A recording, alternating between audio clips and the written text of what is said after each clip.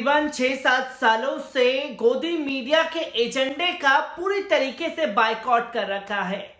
जहां डिबेट बुलाई जाती है और डिबेट में भारतीय जनता पार्टी के प्रवक्ता होते हैं और एंकर ही भारतीय जनता पार्टी के प्रवक्ता बन करके विपक्ष के ऊपर सवाल साधता है। विपक्ष से 2-4 पार्टियों के नेता बुला लिए जाते हैं और एक दाढ़ी टोपी वाला डमी मौलाना बुला लिया जाता है, जिसको पूरी तरीके से मुस्लिम समाज में ये बुराइयां हैं कि गिनवाई जाती है और वो 2 शब्द बोलने के बजाय पूरी कौम की भत पिटवाते हुए दिखाई देते हैं। और जब ऐसे मौलानाओं के खिलाफ मैंने खुद मोर्चा खोला, उनके खिलाफ खबरें करना शुरू की कि आप क्यों डिबेट में जाते हैं, तो उल्टा मेरे खिलाफ ही तमाम प्रोपागेंडा करते हुए अक्सर दिखाई दिए।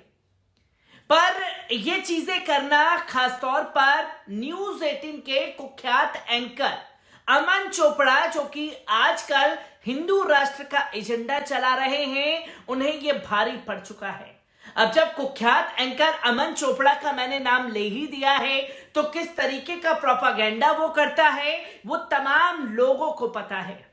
जहां मुस्लिमों को लेकर के तमाम तरीके के अपने एपिसोड में चीजें दिखाता है, जो कि मुसलमानों के खिलाफ नफरत फैलाने की एक पूरी फैक्ट्री अमन चोपड़ा द्वारा चलाई जाती है।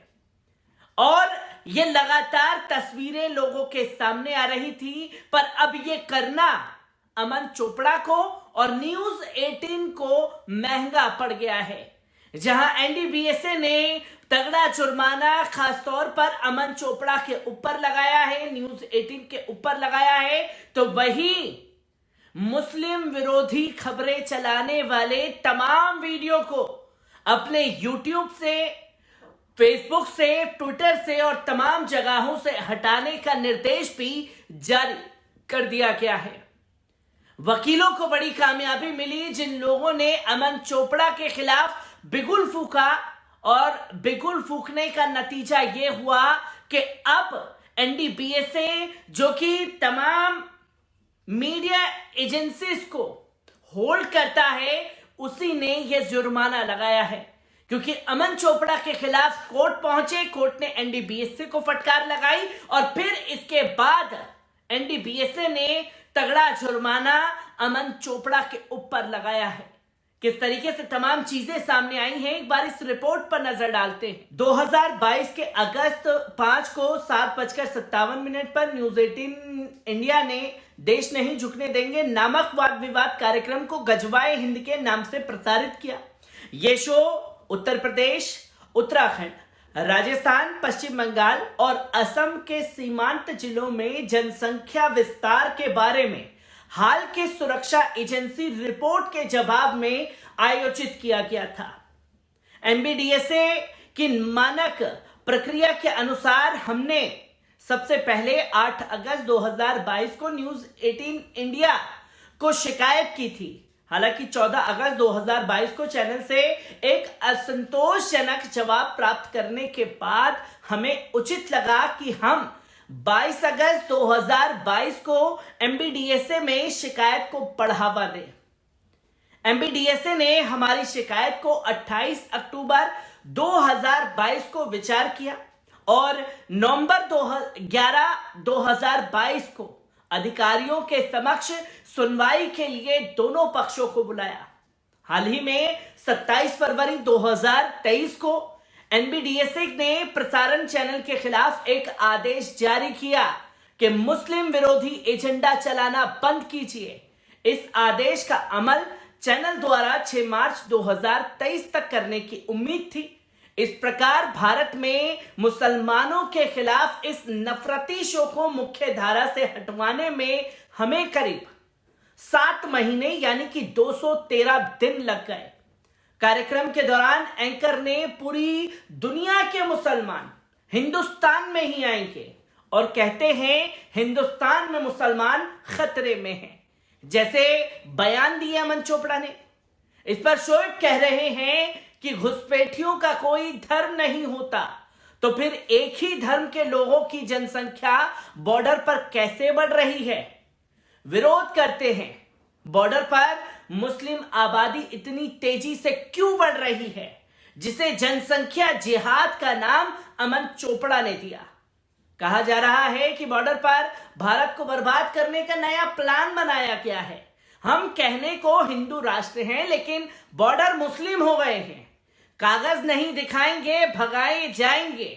एंट्री पॉइंट्स पर अगर अपने धर्म के लोग होंगे तो फिर आसानी भी होगी, वही शरण भी मिलेगी और हिंदुस्तान को हिंदू कभी घुसपैठिया नहीं हो सकता।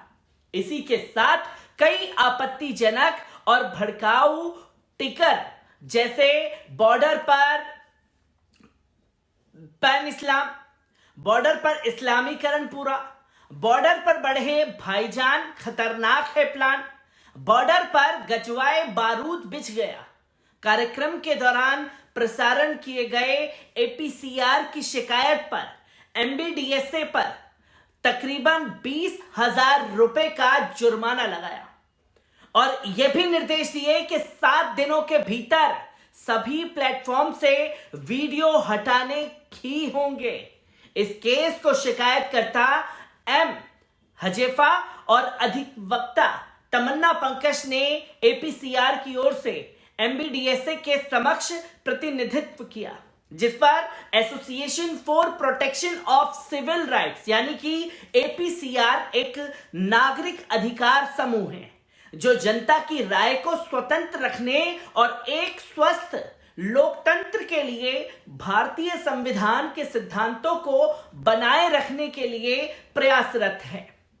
यह समूह जनसंचार माध्यमों से अभद्र भाषा और नफरत के प्रचार को रोकने के लिए भी समर्पित है, जिसकी तस्वीरें लोगों के सामने आई और एमबीडीएसए ने साफ तौर पर कहा कि यह मुस्लिम विरोधी एजेंडा और जो टिगर आप लोगों ने चलाए हैं उसके लिए आपको मोहलत दी गई थी, पर आपने बार बार चीजों को नजरअंदाज किया, जो बिल्कुल भी बर्दाश्त नहीं किया जाएगा।